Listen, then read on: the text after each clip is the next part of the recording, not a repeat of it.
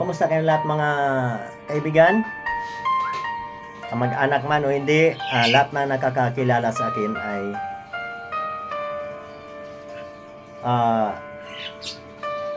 hindi ko naman kayo nalimutan.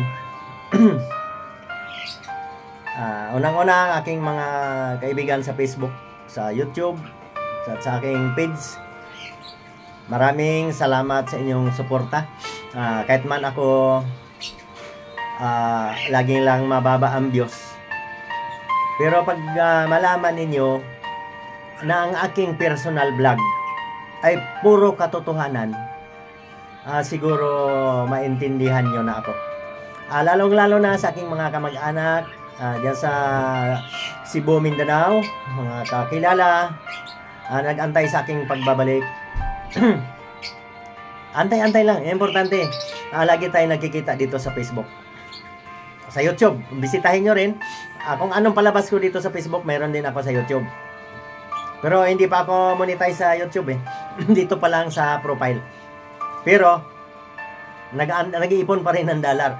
Kasi akala siguro ng iba, malaki na sweldo ko. Kasi may mga ads yung aking mga video. Ganun talaga si Mita. Lalagyan talaga ng ads yan. Kahit hindi ka pa monetize. Ayan po ang aking paliwanag mga kaibigan. Lalong-lalo na doon sa mga kamag-anak na maraig ba? Baka akala ninyo, si Manoy ninyo, nagbago. Madamot na.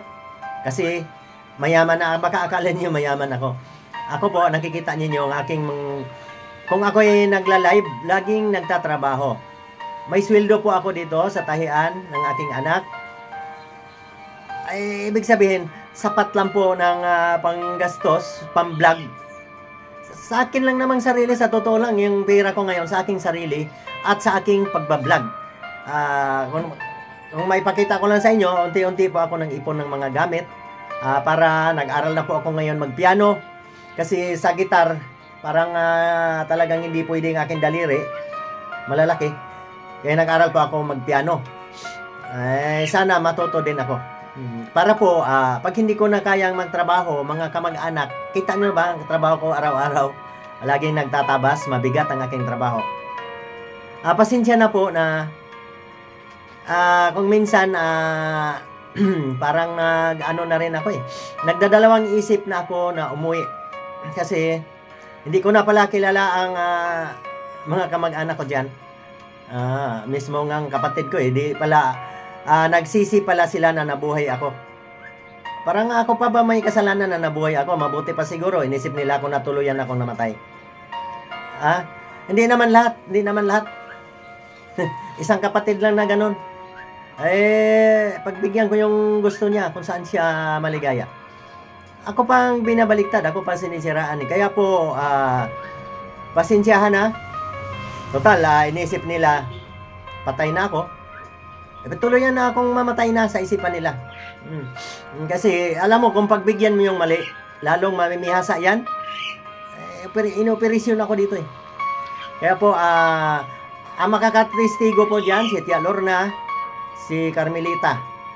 Yun pong mga ibang kamag-anak na baka sabihin ninyo, kung may mga kwento, sabihin ninyo, uy, oo nga, na iba na ugali. Kasi hinihiraman kong 500, hindi ako pinapansin, binablock ako. Paano ba naman? Sino bang matutuwa niyan? Hindi ko na pala kilala mga ugali ninyo eh. Ang kilala ko lang na kababata ko si Silpicio. Parehong ugali namin nun. Pero, yung mga bagong sibol, hindi ko na po kayo kilala. Kasi, inaunahan nyo ako eh. Masama ang tingin nyo sa akin. Ingat po tayo palagi.